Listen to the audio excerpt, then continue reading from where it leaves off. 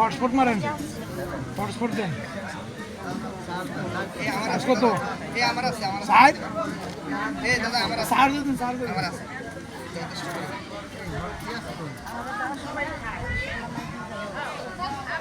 আমার এটা চার্জ হচ্ছে না, ওয়াইফাই ছাড়া। দেন তো দাদা।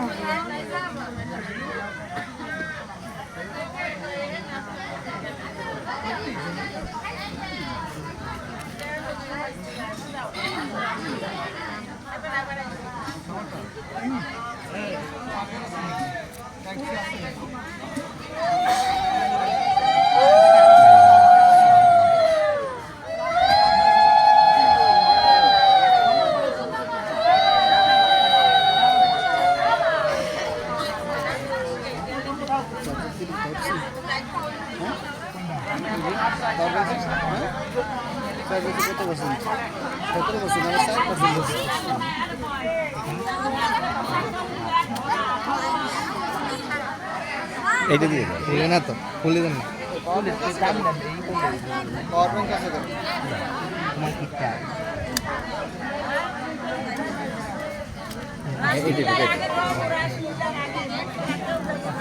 না এটা ঢুকা, এটা ঢুকা কাছে। ও ইয়ে করবো, লাইভ করবো। হ্যাঁ আচ্ছা আচ্ছা, না লাইভ প্রিন্ট দরকার নেই, ভিডিও। ও বসাবেন না স্ট্যান্ডে? হ্যাঁ হ্যাঁ বসে ওইখানে ওই সামনে দিয়ে একটু উঠান। দেন আপনি বসে দেন, আমি ধরছি, একটু টাইট বেশি তো। হ্যাঁ ঠিক আছে, একটু লম্বা। হ্যাঁ হ্যাঁ ঠিক আছে।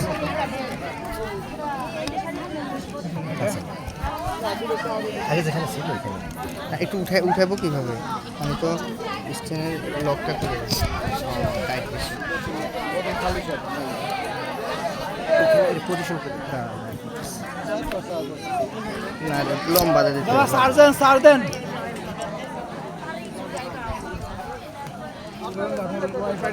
হ্যাঁ, একটু সোজা করে দেন। জয় জগৎ বন্ধু হরি আমার এমবিএস হরি বল। 1 থেকে 9, জয় শ্রী গুরুদেব। 1 থেকে 9 পর্যন্ত, 1+। রাত তো অনেক হয়ে গেছে, তো হ্যাঁ 1+। মানুষের একটা বড় গুণ থাকে ধৈর্য। তো সেই ধৈর্যটা আমরা অনেকটাই পার করে ফেলেছি, কারণ নিশীতে কর্মক্লান্তির পরে, সারাদিন কর্মক্লান্তির পরে মানুষ একটু স্বস্তি পায় নরম বিছানায়। আজকে সেই বিছানাটা ত্যাগ করে আপনারা বসে আছেন ভাগবত রস আস্বাদনের জন্য। তো সবাই ভালো আছেন? ঘুম পাচ্ছে না তো? কিছুক্ষণ আগে যে হরিনামের বন্যা বয়ে দিল, তাতে ঘুম থাকার কথা না, কারণ নিদ্রা দেবী আসন ছেড়ে চলে গেছে বোধহয়। কারণ যারা প্রকৃত ভাগবত রস আস্বাদন করেন এবং ভগবানকে ভালোবাসেন, তারা ঠিকই থেকে যান ভগবানের কথা আস্বাদন করার জন্য। আর যারা ভগবানকে ভালোবাসেন না, যে পাঠ হচ্ছে বা ভগবানের কথা হচ্ছে, সেখানে যাব, প্রসাদ পাবো, কিছুক্ষণ শুনে চলে যাব, এরকমটাই আমরা অনেকেই করে থাকি। তো যখন দেখেছিলাম সবাই বিষণ্ণতায় ভুগছিল, ধৈর্যের বাঁধ ভেঙে গেছে, ঘুমে টলমল করছে চোখ, ক্ষুধায় যেন বাঁচতে পারছি না, তখনই যেন হরিনামের বন্যা, আমার নিতাই চাঁদ আমার গৌর চাঁদে যেন বন্যা বয়ে দিল। সবাই যেন আমরা আবার পুনর্জীবিত হলাম, জাগ্রত হয়ে গেলাম যে না, আমরা পারি, হরিকথা শ্রবণ করার যোগ্যতা গুরু কৃপায় আমাদের হয়েছে। আর তখন বসে বসে আমি ভাবছিলাম যে আসলেই একভাবে সব কিছু করা ঠিক না, মাঝে মাঝে একটু বিনোদন, মানে ব্যতিক্রম কিছু করার চিন্তা ভাবনা থাকা দরকার। ঠিক সেটাই হচ্ছিল। তো তখন আমি ভাবছিলাম যে কি করা যায়। তো তার দুলান আমি শোনাবো একটু সুরে সুরে। তোরা কে কে যাবি আয়, তোরা কে কে যাবি আয়, জগৎ বন্ধু উদয় হইছে ডাহা পাড়ায়। তোরা কে কে যাবি আয়, আমার জগৎ বন্ধু উদয় হয়েছে ডাহাপাড়ায়, যাব ডাহাপাড়া খেলবো হরি খেলা, যাব ডাহাপাড়া খেলবো হরি খেলা। এমন হরি খেলা মধুর খেলা কারো বাপে দেখে নাই, এমন হরি খেলা মধুর খেলা কারো বাপে দেখে নাই। আয় না তোরা কে কে যাবি ডাহাপাড়ায়, আয় না তোরা কে কে যাবি ডাহাপাড়ায়। আজ আমরা নববৃন্দাবন ডাহাপাড়ায় আছি, যদি একটু ধ্যান দিয়ে আমরা দেখি, তাই না? আমি কথা বলবো, আপনি শুনবেন, এটা স্বাভাবিক, কিন্তু এটা কি কথা? ভগবানের যেখানে চরিতার্থ করা হয়, ভগবানের যেখানে মধুর কথাগুলো বর্ণন করা যায়, সেটা কথা হয় না, সেটা হয় ভগবানের রস মাধুর্য, প্রেমের বন্যা যেমন বয়ে যায়, সেটাই হচ্ছে এখানে, সেটাই ধারণ করব। তো এখানে গ্রন্থে বলা হয়েছে কৃষ্ণেরও যত লীলা সর্বোত্তম নরলীলা। ভগবানের অদ্ভুত সংবাদ, অভিনব সংবাদ, অনেক অনন্ত লীলা করেছেন। তন্মধ্যে তিনি ব্রহ্মমোহন লীলাটি করেছেন। আজ সেই অভিনব সংবাদটি আমরা আস্বাদন করব। তো তার আগে একটু বলতে চাই, সত্যিকার জন্ম জন্মান্তের স্বীকৃতির ফলে যেমন আজকে আমার প্রাপ্তি হয়েছে এই আসনে বসার, তেমনি আপনাদেরও প্রাপ্তি হয়েছে এই ভাগবত কথা রস আস্বাদন করার। কারণ সবাই কিন্তু ভাগবত কথা রস আস্বাদন করতে পারে না, পারে কি? পারে না। সেজন্য মনে প্রাণে সাধন ভজন থাকা চাই। তো যাই হোক, আজকে এই ভাগবত আসন, এই আসনটি কার? এই আসনটি হচ্ছে আমার শ্রী ব্যাসদেবের আসন। সেখানে ভগবানের লীলামৃত কথা বর্ণন করেছেন কে? শ্রীল সুখদেবী গোস্বামী, অর্থাৎ ব্যাসদেব গোস্বামীর পুত্র শ্রীল সুখদেবী গোস্বামী। শ্রবণ করছেন কে? রাজা পরীক্ষিত মহারাজ। অভিসম্পাতের কারণে কলির জীবের জন্য, আমাদের এই পতিতদের জন্য এক অমৃত অভিনব সংবাদ ভগবান নিয়ে এসেছেন। তারই পরিকল্পনায় প্রেম সে বলি রাধে রাধে রাধে রাধে। আজ এই আসনের যোগ্যতা কে দান করেছেন জানেন? আপনাদের এই স্বনামধন্য, আপনাদের গর্বের এক টুকরো সন্তান, আমাদের মনের মণিকোটায় যিনি সর্বক্ষণ জল জল করছেন, আকাশের নক্ষত্রের মতো অন্ধকার দূর করছেন তার জ্যোতি দিয়ে, সেই জ্যোতিময় দীপ্ত শিখাটি কে হচ্ছে জানেন? আপনাদের এই গর্বের সন্তান আমার ভাগবত গুরু শ্রীমদ বন্ধু কিশোর ব্রহ্মচারী। তার কাছে যে আমি অনন্ত অনন্ত কালের ঋণী, তার সন্তান হয়ে গেলাম, তার আপনজন হয়ে গেলাম। শুধু তার না, আপনাদের এই পটুয়াখালী ঢেউখালীরা আমি একজন হয়ে গেলাম, আপনাদের প্রাণের জন হয়ে গেলাম, আপনারাও আমার হৃদয়ের নিজ জন হয়ে গেলেন। আজ এখানে আসছি, আবার আসবো, প্রাণের টানের ভালোবাসার টানে ছুটে আসব। যাই হোক, আমরা এখন সেই ভগবানের অদ্ভুত লীলায় প্রবেশ করব। তো দেখেন, আমার ভগবান কত লীলা করেছেন। পূর্বে যে পাঠকগণরা, বক্তাগণরা যে ভগবানের অভিনব সংবাদগুলো আপনাদের আস্বাদন করিয়েছিলেন, প্রত্যেকটা আস্বাদনে কি ভালো লাগছিল না?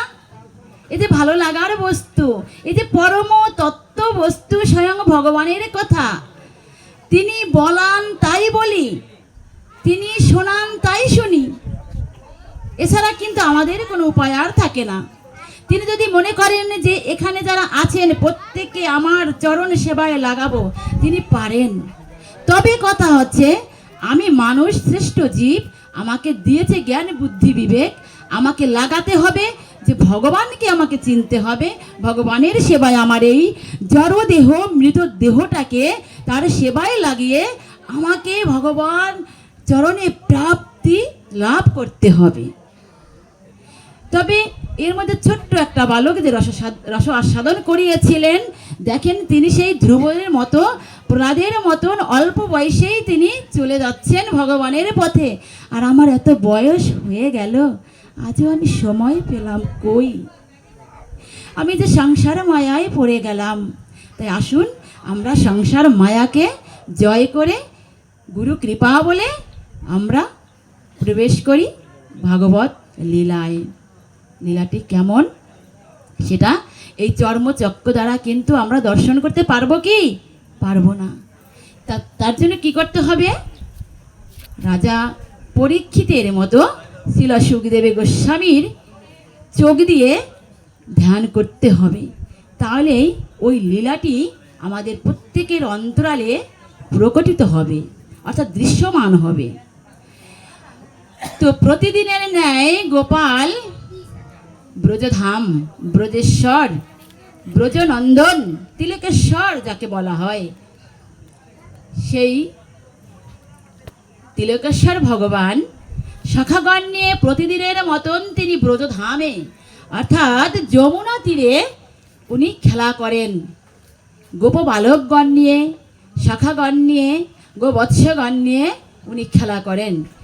আজ তেমনি উনি ওনার সখাগণ নিয়ে এবং গোবৎসগণ নিয়ে উনি সেই মধুর খেলাটি, মানে তার নিজের খেলাটি উনি খেলতে যাচ্ছেন।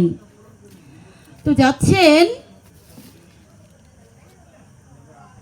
এদিকে বড় ভাই বলরাম দাদা যাচ্ছেন না, কারণ বলরাম দাদা ওই দিন জন্মদিন ছিল। জন্মদিন ছিল তখন কৃষ্ণ যে মানে গোপাল গিয়ে বলল যে গোপাল না, সখাগণ গিয়ে বলল যে বলরাম দাদা কি যাচ্ছে না? তা বলছে যে হ্যাঁ, রোহিণী মা বলেছেন না, আজকে ওর জন্মদিন। তা বলছে কেন, আগে তো বলনি? মা বলছে আমার তো মনে ছিল না, আমিই ভুলে গিয়েছিলাম। তো সখাগণ মনে মনে খুশি হয়েছিল যে যদি দাদা না যায় খুব ভালো হবে, কারণ দাদারা তো একটু শাসন বেশি করে, ভালোবাসে বটে, তবে তাদের দায়িত্বটা শাসনেই বেশি থাকে। তো এটা কৃষ্ণকে গিয়ে বললে, মানে গোপালকে গিয়ে বললে, গোপাল বলছে মা দাদা কেন যাচ্ছে না? বলছে তোমার দাদার আজকে তো জন্মদিন, তাই সে যাচ্ছে না। তা বলতে তুমি তো আগে বলনি। তো সেম কথা বলছে যে আমার মনে ছিল না। সখাগণ মনে মনে ভাবছে খুব ভালোই হয়েছে, কারণ দাদা গেলে তোকে শুধু শাসন করে। কারণ দেখবেন আপনারা শখের জিনিসটি কিনবেন, খাবেন, ঘুরতে যাবেন, যদি বড়রা কেউ না থাকে স্বাধীনতাটা কিন্তু ফুল থাকে, থাকে না? যে কেউ তো নেই, যা খুশি তাই করব, ঠিক ওদেরও তাই মনে হয়েছে। তো যাচ্ছে, ভাবছে দাদা তো প্রতিদিন একই পথ দিয়ে নিয়ে যায়, ভালো হবে।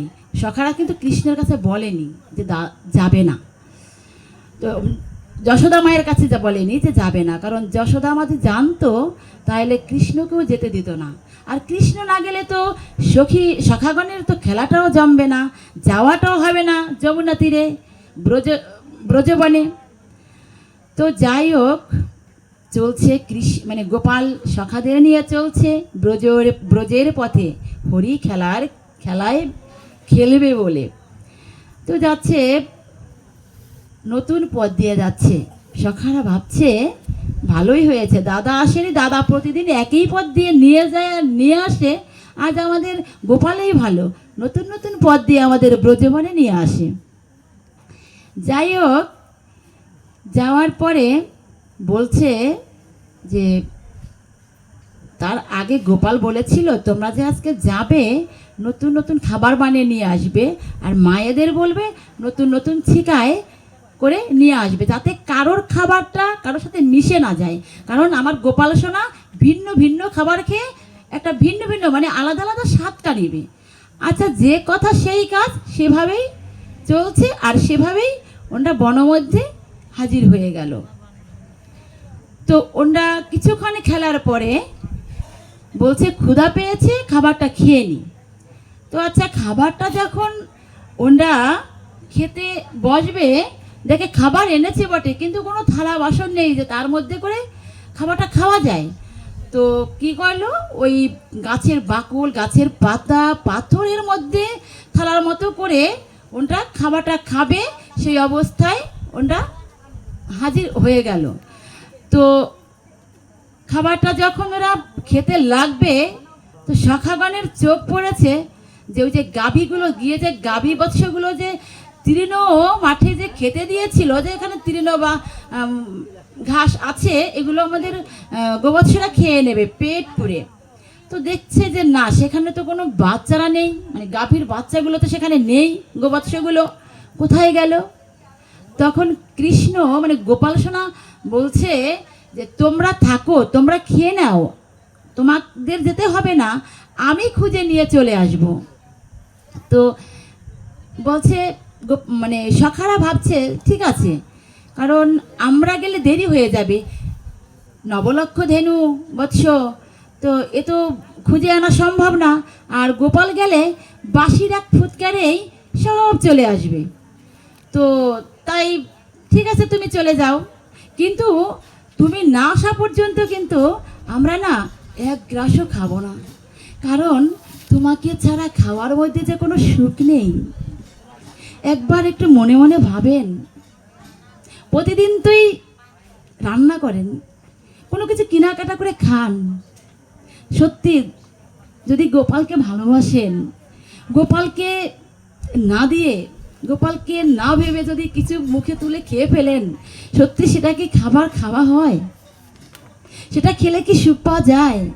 যেমন ধরুন, আপনার প্রিয় সন্তানটি দূরে আছে, আপনি ভালো কিছু রান্না করেছেন বা ভালো কিছু খাবার খাবেন, বলেন তো মায়েরা বা বাবারা বুকে হাত দিয়ে পারবেন খেতে? কখনোই পারবেন না। যেটা আমার মা যশোদা পারে নাই, যেটা আমিও পারি না, আপনারাও পারেন না, কিন্তু কিছু লোকে তো পারে, যারা গোপালকে চিনতে পারে না, যারা আমার গোপাল সোনাকে ভালোবাসতে পারে না, তারা তো ঠিকই গোপালকে স্মরণ না করে। দধি দুগ্ধ ছানা মাখন ছিল আমার গোপালের প্রিয়, কিন্তু সেটা যখন মুখে তুলে খেতে থাকি, সত্যি কি সেটার ভিতরে কোনো অমৃতের স্বাদ পাওয়া যায়? কখনোই পাওয়া যায় না। আপনি মনে মনে দেখবেন, দুধ গরম করে খাবেন, যদি ভাববেন এটা তো আমার গোপালের প্রিয় ছিল, এটা তো গোপাল প্রিয়, এটা গোপাল খায়, এগুলো পছন্দ, আপনি খেতে পারবেন না, আটকে যাবেন। এমনটা হয় সাধন ভজন থাকলে। তো তেমনি সখাগণের মধ্যে ওই পিপাসাটা, যে গোপাল তোমাকে ছাড়া তো খেতে পারবো না, কারণ তোমাকে ছাড়া খাওয়ার যে কোনো সুখ নেই, ভালোবাসাটা থাকে না, তুমি না আসা পর্যন্ত এক গ্রাসও খাবো না। অমনি করে ওরা খাবারটা হাতে তুলেই রেখে দিয়েছে। আর ওদিকে গোপাল সোনা চলছে ব্রজের পথে গাভীবৎসগণকে খুঁজতে। কিছু দূর যাওয়ার পরে মানে গোপাল সোনার চোখ যত দূর যায়, গাভীগুলোর বাচ্চাগুলোকে দেখতে পাচ্ছে না, আর মনে মনে ভাবছে কোথায় গেল ওরা, ওরা কোথায় যেতে পারে? এই তো দিয়েছিলাম, ওরা তো ঘাস খাচ্ছিল বেশ। চিৎকার করে ডাকতে থাকলো, কোথাও গোবৎসর সন্ধান মিলে না। গোপাল জোরে জোরে ডাকে, তাও মিলে না। এবার উচ্চ স্বরে ডাকছে, কোথায় ধবলি, কোথায় শ্যামলি, কোথায় শ্যামলা, কোথায় ধবলা, তোরা ছুটে আয়, কারণ তোদের ছাড়া যে আমারও ভালো লাগে না। তেমনি করে দেখছে যে না, কোথাও পাওয়া যাচ্ছে না। বলাই দাদার বাঁশি, বলাই দাদার বাঁশি ছিল, সেই বাঁশিতে ফুদিয়ে শিঙা ছিল, সেই শিঙায় সে বাজিয়েছিল, কিন্তু বলাই দাদার মতন ওই শিঙা সে বাজাতে পারে না, কারণ অভ্যেস নেই। আর দেখেন, অভিনব সংবাদ এটাই যে ভগবান, সে তো ভগবান, সে কি না পারে, অথচ সে লীলায় দেখায় সে শিঙা বাজাতে পারে না, শিঙা বাজাতে পারে না। দেখুন, সে বাজিয়েছে কিন্তু হচ্ছে না। সে মনে মনে ভাবলো, দাদা যদি আসতো কত ভালো হতো, দাদা যদি আসতো কত ভালো হতো, দাদা বাজালেই বুঝি আমার ধেনু বৎসগণ চলে আসতো। তো বাজালো, আসলো না, অনেক ডাকলো। দেখুন, মায়ের কাছ থেকে সন্তান যদি অনেক দূরে চলে যায়, অজান্তে চলে যায়, মা তখন চিৎকার করে ডাকে, বাবু তুই কোথায় গেলি? ওরে আমার প্রাণের ধন, তুই কোথায় গেলি? তুই একবার আমার কাছে আয়, আমার বুকের মানিক, একবার আমার বুকে ফিরে আয়। এমনটা হয় না? তেমনি যদি আমরা ভগবান ছাড়া হয়ে যাই, ভগবানের ভজন সাধন ছাড়া হয়ে যায়, আমাদের জীবনটা কি ওই ধবলি শ্যামলির মতো কি হতে পারে না? তখন ভগবান চিৎকার করে ডাকে, ওরে আমার প্রিয় পুত্রগণ, ওরে আমার প্রিয় ভক্তরা, তোরা কেন আমাকে ভুলে থাকিস? তোরা কেন আমার কথা ভাবিস না? কারণ আমি যে সবসময় তোদের কথাই ভাবি। আমার ভগবান এমনি করে চিৎকার করে বলছে, আমার ধেনু বৎসগণ আসছে না। মনে মনে ভাবছে, কি করব, চলে যাই, আমি আবার যমুনা তীরে চলে যাই সখাদের কাছে। যদি সখাদের নিয়ে এসে যদি খোঁজাখুঁজি করি, তল্লাশ করি, তাহলে হয়তোবা আমরা সবাই মিলে ধেনু বৎসগণকে উদ্ধার করতে পারবো। তখন গোপাল সোনা চলে আসছে। এসে দেখে যে সেখানে সেই রাখাল বালকগণ, তার যে সখাগণ, সেখানে কেউ নেই। এমনকি তারা যে থালা বাটি ম্যানেজ করে এবার জোগাড় করে যে খাবারগুলো খেয়েছিল, তাদের যে বাসি শিঙা পাচনি যত কিছু যাহা ছিল, সেখানে লেশ মাত্র কিচ্ছু নেই, চিহ্ন মাত্র নেই যে এখানে একটু আগে তারা খাবার খেয়েছিল, যেখানে তারা হরি খেলা খেলেছিল, যেখানে ধেনু বৎসগণ নিয়ে মেতে উঠেছিল, অথচ কিছুই সেখানে নেই। তখন আমার গোপাল সোনা ভাবছে, এরা কোথায় গেল? আমাকে ছেড়ে চলে গেল, এটা অসম্ভব, কোথায় যেতে পারে? তো আমাকে ছেড়ে কি এরা গিরে ফিরে গিয়েছে? এটা হতেই পারে না, হতেই পারে না, এটা কোথায় গেল ওরা? তখন আমার ভগবান বলছে, ওরে শ্রীরাম দাদা, বসুদাম দাদা, দাম দাদা, তোরা কোথায় গেছিস আমাকে ছেড়ে? কারণ তোদের ছাড়া যে এই ব্রজের খেলা আমার অচল হয়ে যায়, তোদের ছাড়া যে আমার জীবনটা নিরাশ হয়ে যায়, তোদের ছাড়া তো আমি ভাবতেই পারি না, ভালো থাকতেই পারি না। তোমরা কি আমাকে ছেড়ে চলে গিয়েছো? কেমন করে চলে গিয়েছো? একবারও কি আমার কথা ভাবনি? দেখুন, এখানে সেই একই অনুভূতির কথাটা আসে। আপনি যখন গোপালকে ভালোবাসবেন, প্রত্যেকে মায়ের ঘরে তো গোপাল আছে, তাই না? প্রায় মায়ের ঘরে তো গোপাল থাকে, গোপাল সেবা করেন না? একদিন গোপালকে রেখে কোথাও যাবেন, ভালো লাগবে কি? লাগবে না, কারণ গোপালকে খুব ভালোবেসে ফেলেছেন। তেমনি গোপালও ভাবছে, ওদের এত ভালোবাসি, ওরাও আমাদের এত ভালোবাসে, আমাকে ছেড়ে কি করে চলে গেল দাদারা? পাচ্ছে না। দেখেন, ভগবান ছাড়া হয়ে গেলে জীবের কি দশা হয়। আর সেই অদ্ভুত সংবাদটি আপনাদের বলবো। তো ডাকছে, উচ্চ স্বরে চিৎকার করে ডাকছে, দাদারা আসছে না, দাদারা ডাক শুনছে না।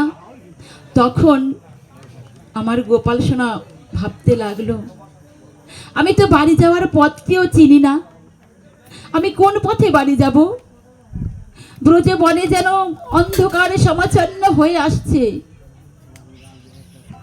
এই ব্রজ পথের পথ যদি আমি ভুলে যাই, কি করে আমি ব্রজ মায়েদের কাছে কি জবাব দিব?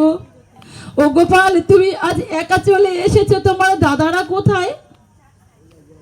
গোপাল বিষণ্ণতায় ভুগছে আর ভাবছে, আমি কেমন করে বাড়ি যাব?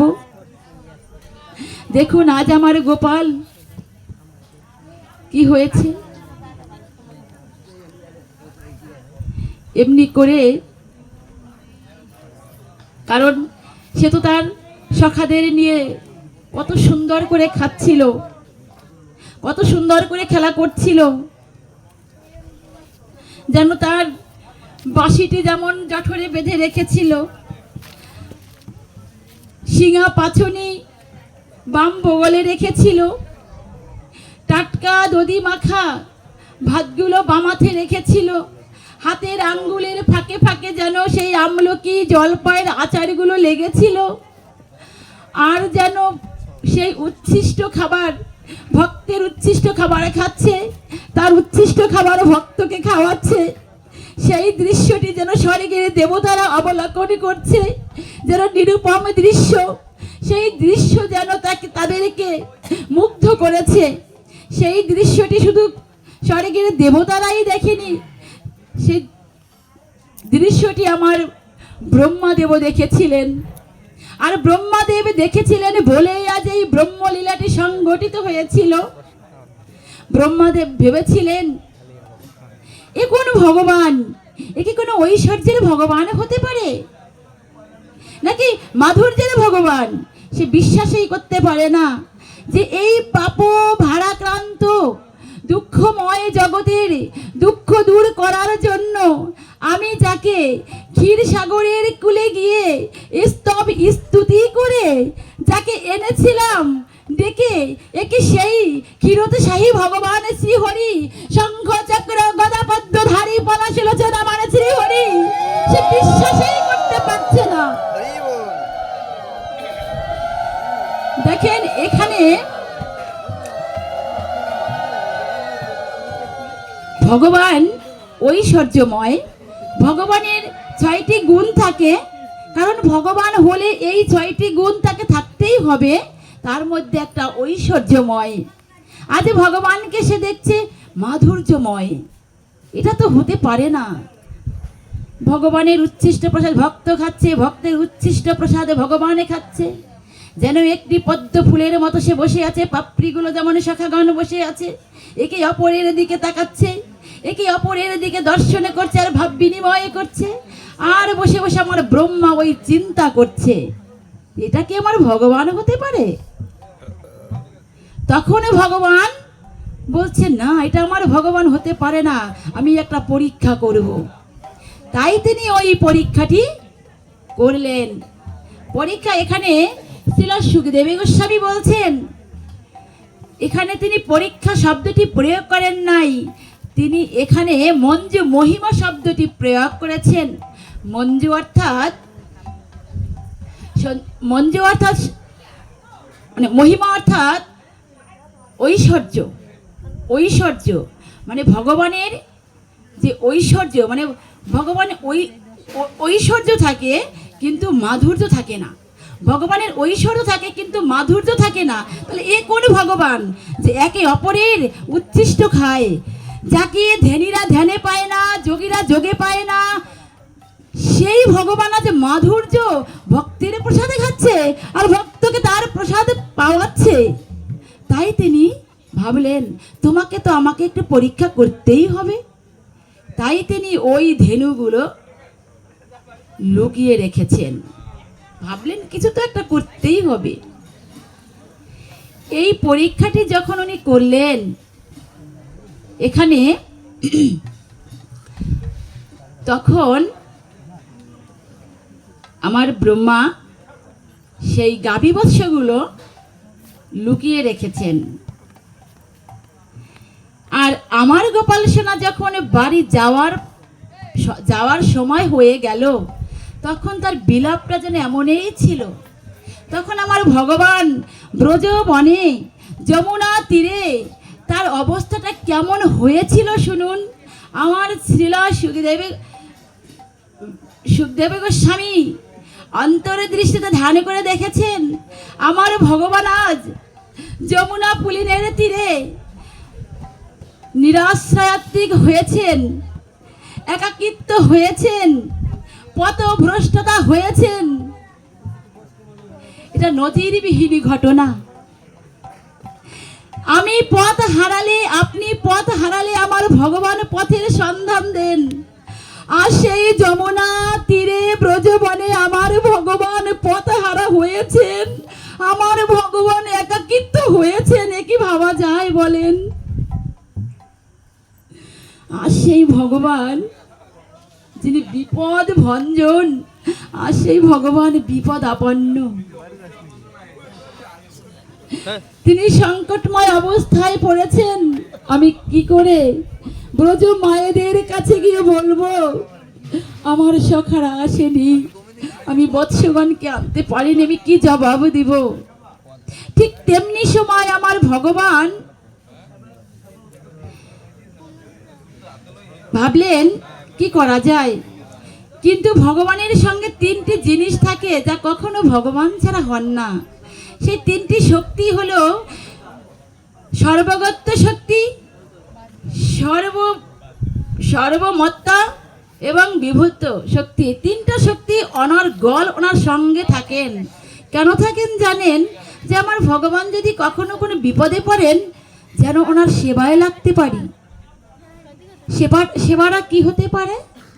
তাই সর্বজ্ঞ শক্তি হাজির হলেন আমার ভগবানের সেবায়, যেটি ভগবান নিজেও জানেন না যে আমার সঙ্গে কারা থাকেন।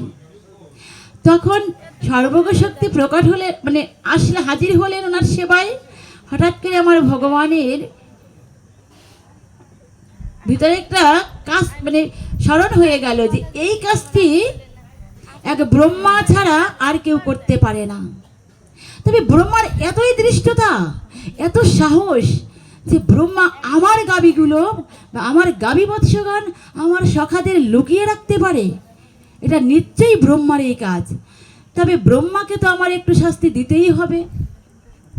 তুমি যেমন ব্রহ্মকে মোহিত করেছো, মোহন মানে মোহিত করা, তো তুমি যখন ব্রহ্মা ভাবছো যে আজকে ভগবানকে মোহিত করব, আজ ভগবান তো তোমাকে তার প্রতিদান দিবে। তাই তিনি ভাবলেন ওটা ব্রহ্মার কাজ। উনি ভাবলেন কি করা যায়। সঙ্গে সঙ্গে তার পট পরিবর্তন করে আবার কি করলো, সেই গাভী বৎসগণ, সেই রাখাল বালক যা তার সখারা ঠিক যেমন যেমন সেই শিঙা পাচনি বাসি জামা পোশাক, তাদের চেহারা মানে কান নাক চোখ চুল, ঠিক সেই খাবারগুলো ছিকাগুলো যেমন যেমন ছিল ঠিক তেমন করেই আমার গোপাল সোনা সৃষ্টি করে নিলেন। কারণ তাকে তো বাড়ি ফিরতে হবে, তাকে তো ব্রজ মায়েদের কাছে যেতে হবে, তাই তিনি এভাবেই সৃষ্টি করে নিলেন। সৃষ্টি করে যখন তিনি ঠিক ব্রজ পথে চলছেন তখন তিনি গাভীকে বলছে, এই চল তাড়াতাড়ি চল, গৃহেতে ফিরতে হবে, সন্ধ্যা সমাচার অন্ধকার সমাচার না হয়ে আসছে, চল বাড়ি ফিরে যাই আয়। শ্রীলা সুখদেব গোস্বামী বলছেন, আহারে কত সুন্দর, কি মনোরম দৃশ্য। আজ যেন গোবৎসটিও কৃষ্ণ, গলার দড়িটিও কৃষ্ণ, এবং যিনি দড়িটি ধরে টানছেন তিনিও আমার কৃষ্ণ। যেন কৃষ্ণময় হয়ে গেল ব্রজধাম, কৃষ্ণময় হয়ে গেল ওই যমুনা পুলিনের চর বা ওই ব্রজ বন। তো টানছে, এক সখাকে ধরে আমার গোপাল সোনা মানে কাঁধের উপর হাত দিয়ে তার গলার মালাটি উপবিষ্ট করে বাস রঙ্গে ঢঙ্গে চলছে আমার ব্রজ সোনা, এই গোপাল সোনা ব্রজের পথে গিয়ে ফিরবে বলে। তখন শ্রীল সুখদেব গোস্বামী আবারও বলছেন, বাহ, যিনি মানে সখা তিনিও কৃষ্ণ, গলার যে মালাটি তিনিও কৃষ্ণ, আর যে কাঁধে কাঁধ মিলিয়ে রঙ্গে ঢঙ্গে চলছেন তিনিও কৃষ্ণ। কৃষ্ণময় হয়ে গেল ব্রজবন, চতুর্দিকেই যেন কৃষ্ণ কৃষ্ণময় হয়ে গেল। যাহা ছিল শ্রুতিতে আস্থা প্রকটিত হলো ব্রজবনের পথে।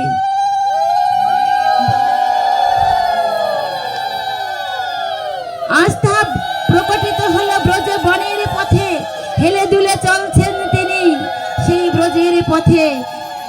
গোপী মানে সখাদের নিয়ে চলছেন ব্রজ মায়েদের উদ্দেশ্য করে চলছেন। তো কিছু মানে গৃহের কাছাকাছি যাওয়ার আগে গোপাল তো বড় চালাক, ভাবছে মানে যার যার গৃহের যে গোবৎস বালকগণ ছিল বা বালকগণ ছিল, গোবৎসগণ ছিল, সেগুলো আলাদা আলাদা করে বাথানে রেখেছে এবং যার যার গৃহে চলে গেছে। কিন্তু আজকে কি ঘটনা হয়েছে দেখুন, কৃষ্ণ মানে গোপাল সোনা তার গোবৎসগণ নিয়ে এবং বালকদের বা সখাদের নিয়ে যখন যাচ্ছেন, মায়েরা কি করলো, কৃষ্ণর বাঁশির সুর শুনতে পেয়েছে যে ওই বুঝি আমার ব্রজেন্দ্র নন্দন এসেছে। তখন মায়েরা দৌড়ে ঘর থেকে বেরিয়ে আসলো, এসে যার যার সন্তানকে কোলে করে নিয়ে যাচ্ছে, আলিঙ্গন করছে, চুমো খাচ্ছে। কত না মানে বাচ্চা ঘরে আসলে মায়েরা যেমন করি আমরা, ঠিক তেমনটা করেই যেন যার যার গৃহে অবস্থান করছে। কিন্তু আগে কি করতো, এমনটি কিন্তু কোনোদিন হয়নি।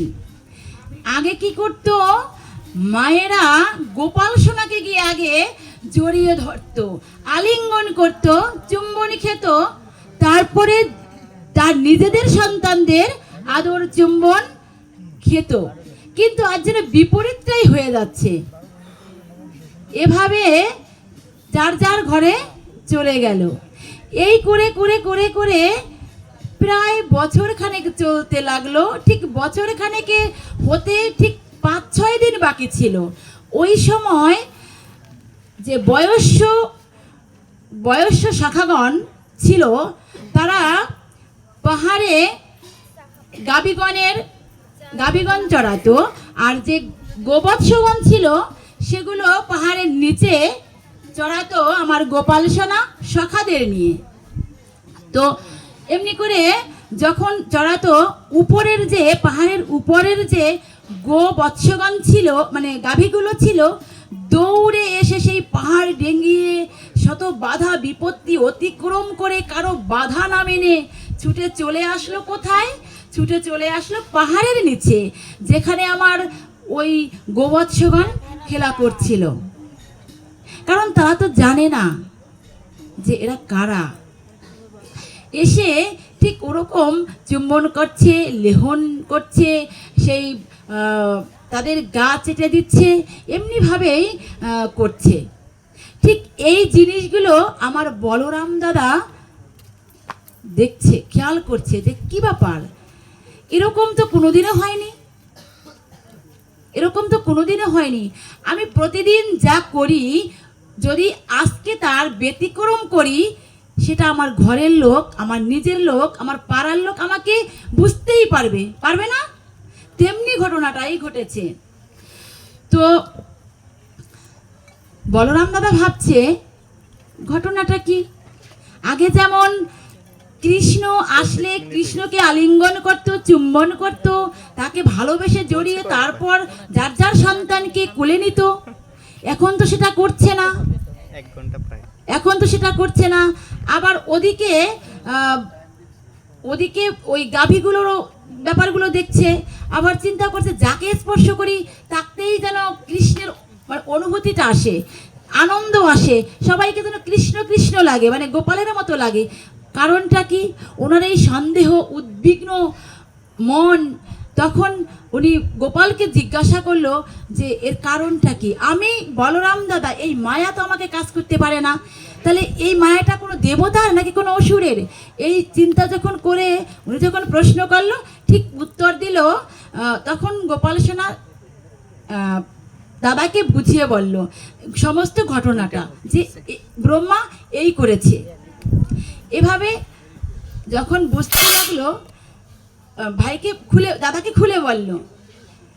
এদিকে ব্রহ্মা কি করেছে, ওই যে গাভী বৎসগণ আর মানে সখাদের চুরি করে নিয়ে সেই কুণ্ডে রেখেছিলেন, শ্যামকুণ্ডে রেখেছিলেন, সেখানে গিয়ে দেখেন যে সেখানে মানে রেখে উনি নিজে লোকে প্রবেশ করেছিলেন। প্রবেশ করার সময় ওনাকে ঢুকতে দেওয়া হয়নি, কারণ দারোয়ান দেখেছে, দারোয়ানকে বলছে আমাকে ঢুকতে দাও। দারোয়ান বলছে না, তুমি কে? তোমাকে তো চিনি না। কথা আমি ব্রহ্মা। কথা না, তুমি ব্রহ্মা না, আমাদের ব্রহ্মাদেবতা সিংহাসনে বসে আছে। বলছে না, আমি ব্রহ্মা। তখন অনেক অনুনয় বিনয় করে ব্রহ্মা যখন তার গৃহে প্রবেশ করেছে, ভিতরে প্রবেশ করেছে, গিয়ে দেখে মানে সহস্রগুণ উজ্জ্বল এক ব্রহ্মা বসে আছেন সিংহাসনে। তখন ব্রহ্মা বলছে তুমি কে? সিংহাসনে বসা যে ব্রহ্মা, উনি বলছেন তুমি কে? বলছে আমি ব্রহ্মা। কাছে না, আমি ছাড়া আর কেউ ব্রহ্মা নেই। তখন তাকে অনেক অপমান করে ঘাড় ধাক্কা দিয়ে বের করে ওই দালান দিয়ে বের করে দিল। উনি অপমানিত হয়ে বের হয়ে এসে যখন মর্তলোকে আসলেন এবং যমুনা পুলিনে মানে ব্রজ বনে গেলেন, গিয়ে দেখলেন যে দিব্যি আমার গোপাল সেই সখাদের নিয়ে, গোপালকগণ নিয়ে বসে আছেন, হরি খেলায় ডুবে আছেন, মেতে আছেন হরি খেলায়।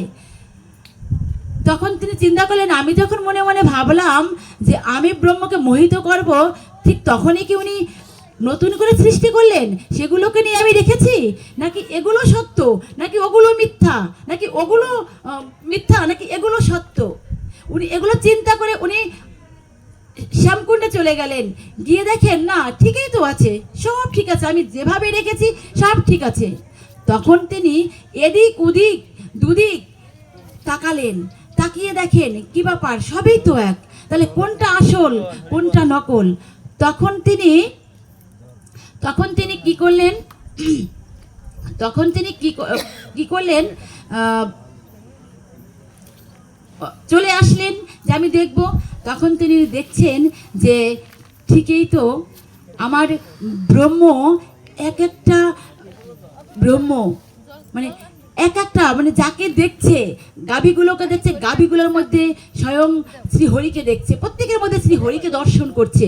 সেই শঙ্খ পদ্ম গদা ধারী সেই শ্রীহরিকে দর্শন করছেন।